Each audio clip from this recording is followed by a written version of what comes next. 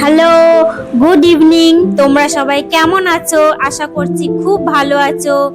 আমি কিছু পার্সোনাল কারণে ভিডিও করে উঠতে পারিনি, তো এখন সুযোগ হয়েছে, আমি সুযোগ করে নিয়েছি ভিডিও বানানোর। আজকে একটা খুব ইন্টারেস্টিং টপিক নিয়ে তোমাদের সাথে কথা বলবো। সেটা হচ্ছে একা একা নিজে নিজে কি করে সুখী হওয়া যায় বা হ্যাপি হওয়া যায়। হ্যাপি হওয়া মানেই হচ্ছে না যে তুমি খুব হইচইর মধ্যে রয়েছো, বন্ধু বান্ধব খুব সাউন্ড এনভায়রনমেন্টে রয়েছো, সেটা নয়। তুমি একা একা কি করে নিজে নিজে হ্যাপি হবে। আমি কিছু পদ্ধতি বলবো, সেই পদ্ধতিগুলো অবলম্বন করলে আশা করছি তোমরা একটু হলেও সাফল্য পাবে। মেন পদ্ধতিতে যাওয়ার আগে আমি তোমাদের সহজ ভাষাতে বলবো, হ্যাপি বা সুখী হওয়ার মানেটা কি। সুখী মানে শুধু হাসি বা বড় কোনো সাফল্য নয়। সুখ মানে হচ্ছে মনের শান্তি, বা সুখ মানে হচ্ছে প্রিয়জনের একটা হাসি, বা বৃষ্টির দিনে তুমি এক কাপ চা এনজয় করছো, বা একটা উপলব্ধি যে আমি ধীরে ধীরে এগোচ্ছি, এটা হচ্ছে সুখ। আশা করছি আমি বোঝাতে পারলাম নিজের ভাষায়, সরল মানে খুব সিম্পল ওয়েতে বোঝাতে পেরেছি তোমাদের। সুতরাং চলো পদ্ধতিগুলো এক একটা করে শুরু করা যাক। প্রথম পদ্ধতি হচ্ছে মিরর টক, বা আয়নার সামনে দাঁড়িয়ে কথা বলা। প্রতিদিন সকালে উঠে আমরা আয়নার সামনে দাঁড়িয়ে কিছু পজিটিভ অ্যাফার্মেশনস বলবো। আয়নার সামনে দাঁড়িয়ে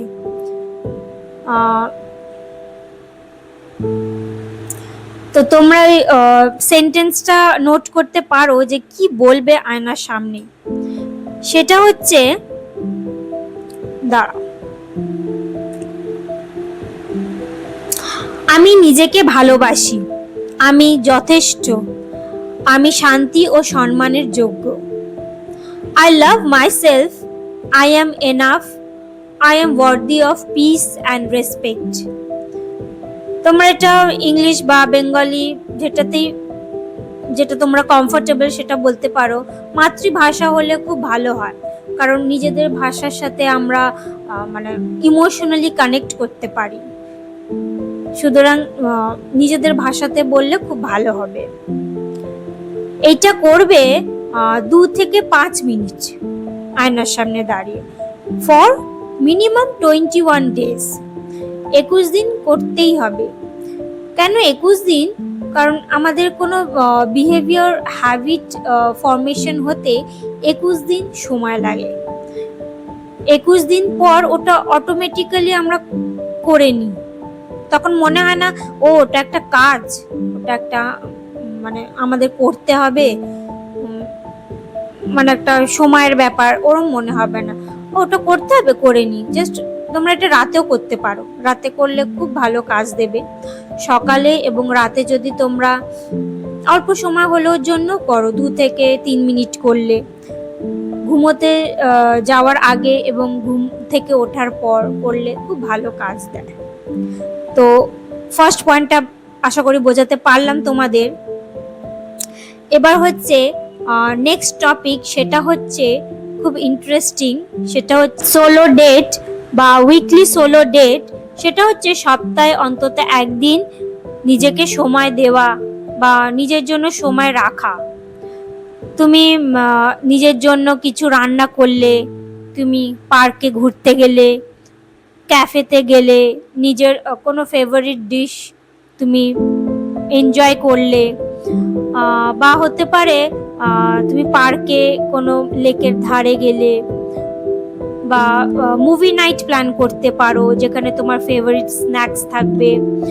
তুমি শুধু মানে একাই থাকবে, কোনো বন্ধু বা মানে কোনো কোম্পানি থাকবে না। এবং এই সময় চেষ্টা করবে ফোনের সাথে দূরে থাকা আর কি। কোনো কাজ নিয়ে ভাবা, কোনো ডেডলাইন, কোনো বিষয় নিয়ে গভীর চিন্তা, সেগুলো একদম করবে না। মানে সপ্তাহে একদিনই ওই কিছু মুহূর্তের জন্য, 1-2 ঘন্টার জন্য তুমি তুমি শুধু নিজেকে দিলে। এবং এই এক্সপিরিয়েন্সটা চলাকালীন তুমি নিজেকে অবজার্ভ করবে। হ্যাঁ, সেটা হচ্ছে তুমি কিরম এনজয় করছো নিজের সাথে, তুমি কি ভাবছো, তুমি কি দেখছো, এবং তুমি কি ফিল করছো, এবং তুমি সেগুলো মানে খুব এনজয় করবে এবং স্মাইল করবে। তাহলে দেখবে তুমি যে ওই সময়টা কাটালে তোমার একটা গুড এফেক্ট করবে। যখন তুমি দিনের শেষে বা যখন তুমি ঘুমোতে যাবে, তখন মনে হবে না, আমি নিজের জন্য আমি 1-2 ঘন্টা দিলাম এবং সেটা খুব ফ্রুটফুল এবং আমি সেটা খুব এনজয় করেছি। ঠিক আছে, আমরা এবার 3rd নম্বরে যাই। সেটা হচ্ছে নিজের প্যাশনকে ফলো করা। নিজের প্যাশনকে ফলো করা সেটা হতে পারে তুমি আঁকলে, তুমি কিছু ডান্স শিখলে, কিছু মানে নতুন স্কিল তুমি ট্রাই আউট করলে, মানে এখানে তোমার লার্নিং ফোকাসড হবে, তুমি কিছু নতুন শিখবে, তোমার কিছু নলেজ গেইন হবে। সেটা হচ্ছে তোমার প্যাশন, মানে 1-2 ঘন্টা তুমি নিজেকে দিলে, সেটা হচ্ছে 3rd পয়েন্ট।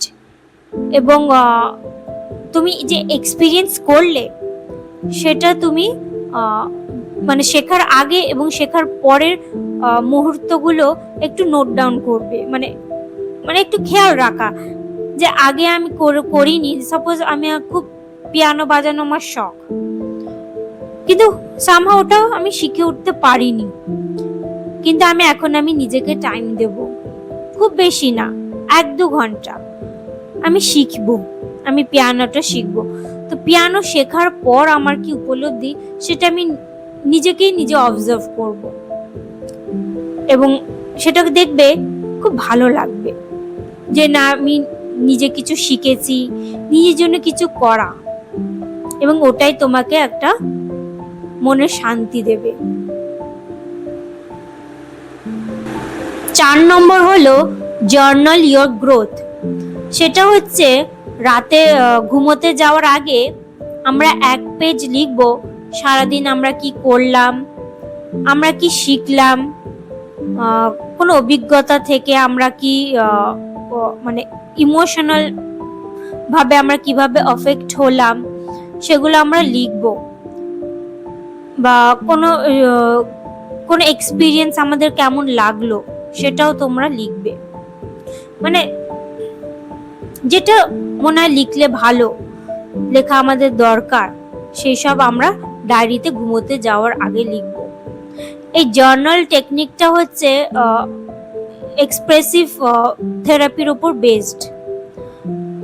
যখন আমরা কোনো ঘটনার মধ্যে দিয়ে যাই এবং ওই ঘটনাটা নিয়ে বারবার ভাবতে থাকি, মানে হয় না, মাইন্ডে চলে আসে, ও আমাকে হার্ট করলো, কনস্ট্যান্ট মাথায় চলতে লাগলো যে এতদিনে বন্ধুত্ব, ও আমাকে হার্ট করলো, কষ্ট দিল। তো যখন আমরা ওই ঘটনাটা লিখবো, মানে এটা আমি তোমাদের বায়োলজিটা বোঝাচ্ছি কেন এটা হেল্পফুল হবে। আমাদের ব্রেনে অ্যামাগডালা বলে একটা পোর্শন আছে, সেইটা যখন আমরা ইমোশন এক্সপিরিয়েন্স করছি সেটা মানে খুব অ্যাক্টিভ থাকে, মানে ওই ইমোশনের মধ্যেই ডুবে যাওয়া।